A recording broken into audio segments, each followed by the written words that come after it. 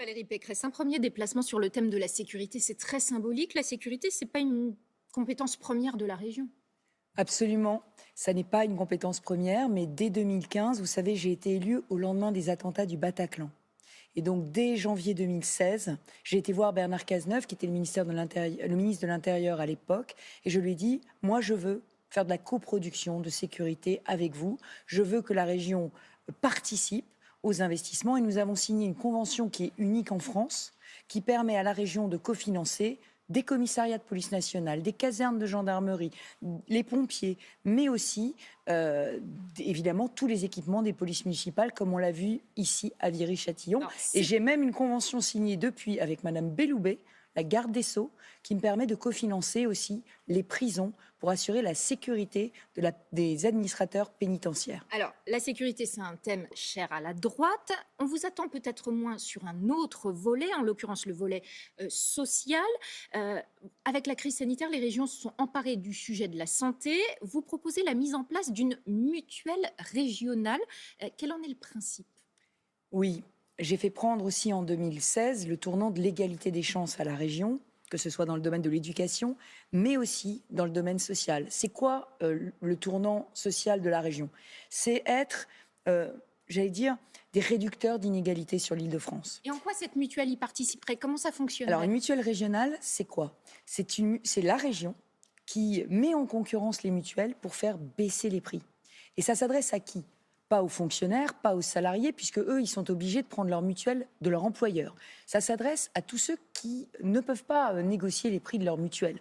Les étudiants, les retraités, les demandeurs d'emploi ou les travailleurs indépendants. Et ça devrait permettre de baisser les prix entre 20 et 30%. C'est colossal dans un pays qui est quand même très meurtri par la maladie et qui est très préoccupé par sa santé. Alors, on l'a vu dans le reportage à l'instant, vous assistez aussi beaucoup, et dans votre bilan et dans vos projets, sur l'environnement. On a l'impression parfois à vous lire que vous êtes plus écolo que les écolos. Mais c'est une certitude. C'est une certitude. Quand je suis arrivée en 2016, nous étions la dernière région de la classe française, la dernière en bio, la dernière en énergie renouvelable, la dernière en pollution de l'air, la dernière en espace vert, la dernière sur les déchets.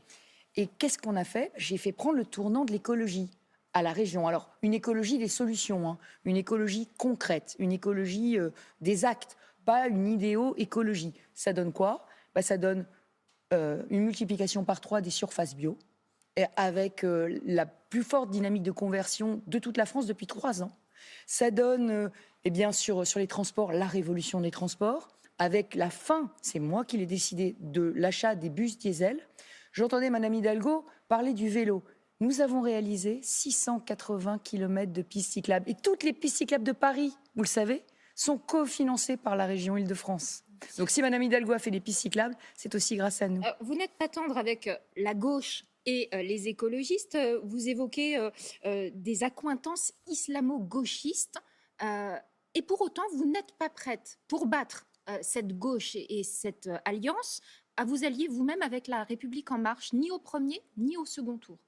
En fait, ma démarche est une démarche qui va être très large, qui va dépasser les clivages partisans. Ce que je veux, c'est une Île-de-France rassemblée.